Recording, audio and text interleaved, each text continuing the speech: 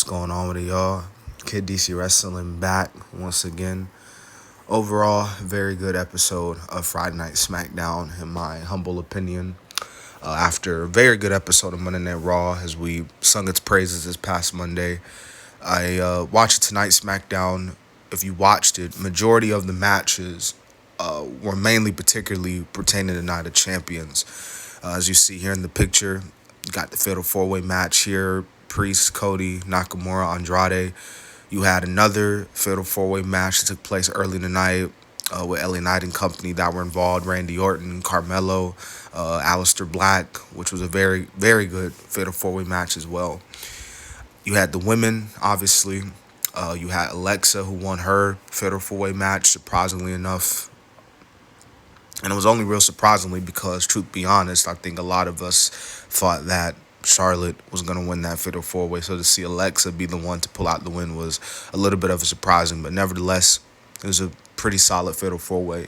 And then Jade Cargill won her Fatal 4-Way match, as we saw early on in tonight.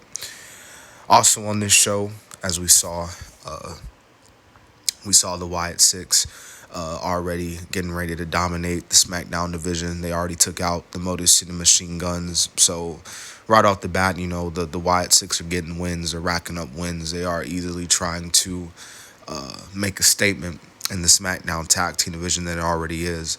So we will continue to see, what they do more with that.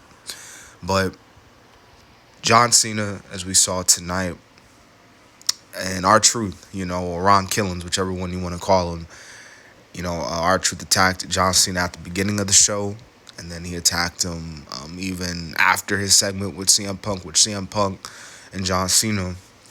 The segment itself was actually really good. I really liked the line that CM Punk had used. He told John Cena that you're the GOAT of wrestling.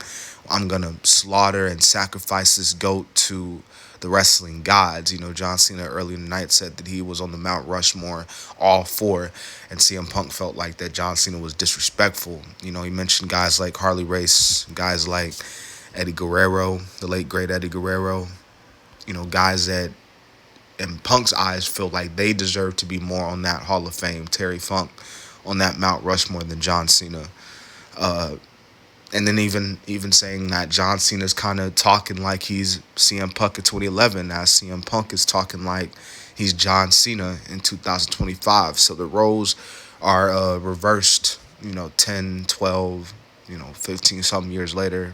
How many years it's been since Cena and Punk last interacted.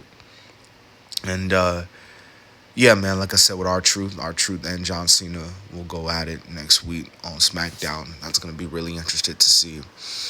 And, yeah, that was pretty much it as far as tonight goes. I know Naomi pretty much called her shot. She is going to most likely cash it in on Tiffany. But with Naomi, she's going to wait.